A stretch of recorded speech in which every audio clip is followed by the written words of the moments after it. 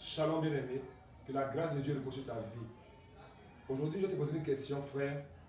Quelle est ta valeur aux yeux de Dieu? Quelle est ton importance dans le plan stratégique de Dieu pour la fin des temps? Nous avons le même prix, mais nous n'avons pas la même valeur.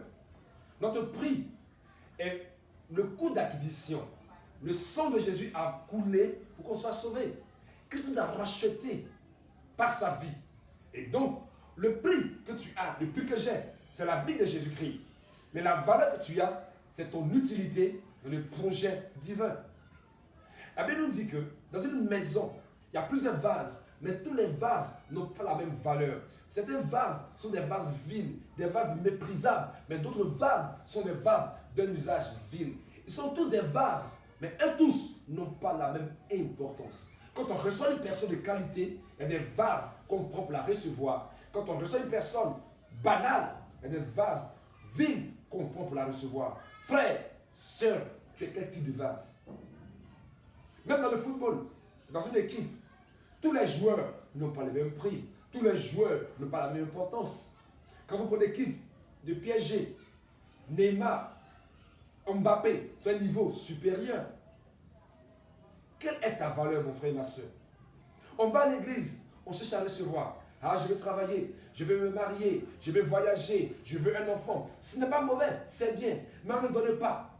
On n'est pas utile. Si aujourd'hui, Dieu te rappelait, si aujourd'hui, Satan arrêtait ta vie, ça n'arrivera point. Mais je pose une question. Quelle serait la perte de Dieu? Qu'est-ce que tu aurais perdu quand tu quitteras la terre? Change de mentalité. Tu dois être une personne importante. Pierre était important. Paul était important. David était important. Change de paradigme. Change de mentalité. Deviens utile dans la maison de Dieu. Travaille. Cherche la face de Dieu. Jeûne. Évangélise. Gagne des âmes. Sois utile. Ne sois pas juste une personne qui consomme. Car la Bible dit, une personne avait une vigne. Il allait voir la vigne. Elle ne portait pas de fruits. Après une année, 2 années, 3 années, il a voulu la couper. Si tu ne portes pas de fruits, si tu n'es pas utile, à un moment donné, tu seras arraché. Des gens vivent, mais ils ont été arrachés. Leur travail arraché, leur promotion arrachée parce qu'ils ne portent pas de fruits. Mon frère et ma soeur, tu es chrétien depuis des années. Combien d'âmes as-tu gagné à Christ? On se lève, on critique les gens. On accuse les hommes de Dieu. On accuse les autres frères. Mais combien d'âmes as-tu gagné à Christ? Combien de personnes as-tu impacté par ta vie? Sois une personne qui porte du fruit. Sois une personne qui impacte la communauté. Sois une personne qui apporte une valeur ajoutée.